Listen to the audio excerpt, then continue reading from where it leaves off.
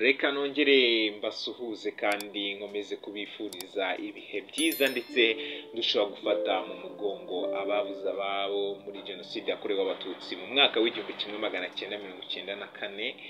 Ni ukuri turi kumwe namwe kugira ngo tubafate mu mugongo aho mwari muri. Twari tuzi ibihe murimo twarabyumvishe, twarabibonye, kandi ibihe murimo iyo mubigezemo koko turabibona. Dukomeje kubihanganisha rero, murabizi ni Iradukunda Junior Kevin. Ikiganiro cyacu cy'uyu munsi turaza kureba byinshi cyane ku byavuzwe n'ibyamamare bigiye bitandukanye hano iwacu mu Rwanda, barushaho kuburira ndetse no gutanga inyigisho, inama zarushaho gufasha urubyiruko kuba muri ibi bihe turimo byo kwibuka ku nshuro ya 30. Amazina ye mu by'ukuri yitwa Aline Sano. Yibukije urubyiruko rw'u Rwanda ko rufite amateka yihariye. Aline Sano ni umwe mu bahanzi bakomeye. Ubwo umuhango wo kwibuka ku nshuro ya 30 jenoside yakorewe abatutsi mu 1994 watangiraga, wari uri kubera muri BK Arena i Remera. Aline Sano ni umwe mu bantu babashije participatinga uyu muhango, dore ko yanaririmbye indirimbo yahuriyemo n'umuhanzi Ruti Joel Neringabo Mani Marite, akaba ari indirimbo basubiyemo yitwa Murumve Twana Twanjye.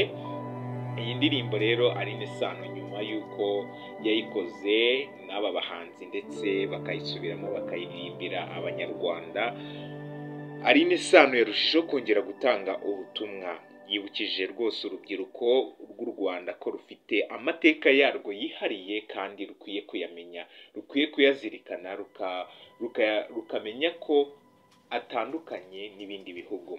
Aline Sano yibukije urubyiruko rw'u Rwanda ko rufite amateka yihariye, bityo bakwiye kuzirikana kugira ngo ruzabe igihugu gishobora kumara imyaka irenga 100 mu mahoro.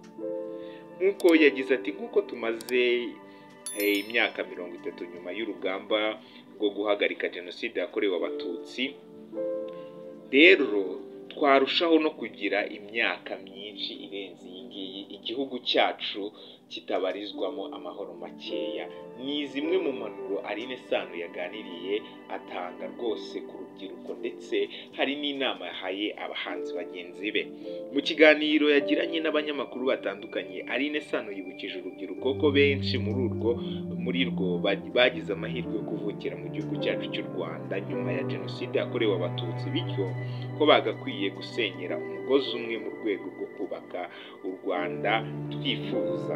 Aline Sano rwose ibintu yavuze nawe wabyumva kandi ukabikurikiza kugira ngo turusheho gukomeza kuba mu Rwanda rwacu.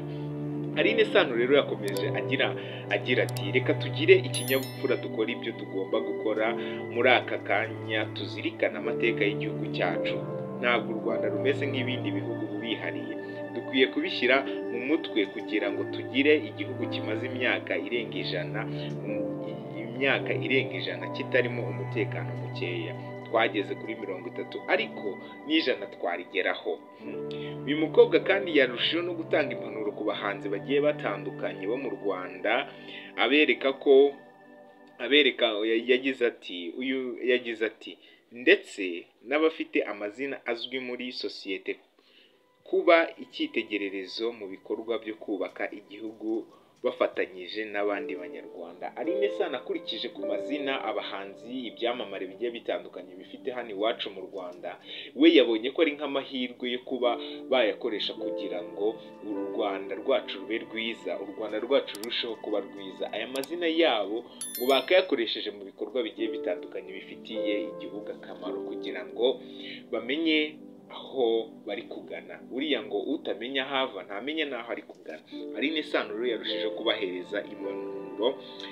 Aline Sano yaboneyeho umwanya wo gushimira leta y'u Rwanda yaharaniye ko abakiri batoya bakwiga amateka y'u Rwanda binyuze mu mashuri ndetse n'ahandi hatandukanye. Ku rundi ruhande, uyu mukobwa yakomeje asaba ko bakomeza no gushaka uburyo aya mateka yajya yigishwa binyuze mu myidagaduro, cyane ko urubyiruko ariho rutega amatwi kandi bashobora kuhigira byinshi byadufasha kugira ngo twiyubakire u Rwanda rwacu twifuza. Uyu muhanzikazi rero yaboneyeho umwanya wo gushimira Imana yahaye u Rwanda ubuyobozi budacamo budacamo abanyarwanda ibice, asaba urubyiruko kwishimira iyo ntambwe ikomeye y'igihugu cyabo. Nta muntu utakishimira intambwe ikomeye abayobozi b'igihugu cyacu barushaho kugenda batugezaho umunsi ku munsi, ariko ibyo byose biba kubw'ubufatanye bwacu ndetse n'ubuyobozi tuba twitoreye twashyizeho. Reka jyewe nawe dufatanyirize hamwe twubaka u Rwanda ruzira amacakubiri, ruzira ingengabitekerezo za jenoside, turusheho kugira ejo hacu hazaza. Nkomeje kwifatanya n'abanyarwanda muri ibi bihe byo kwibuka ku nshuro ya 30 jenoside yakorewe abatutsi mu 1994. Twibuke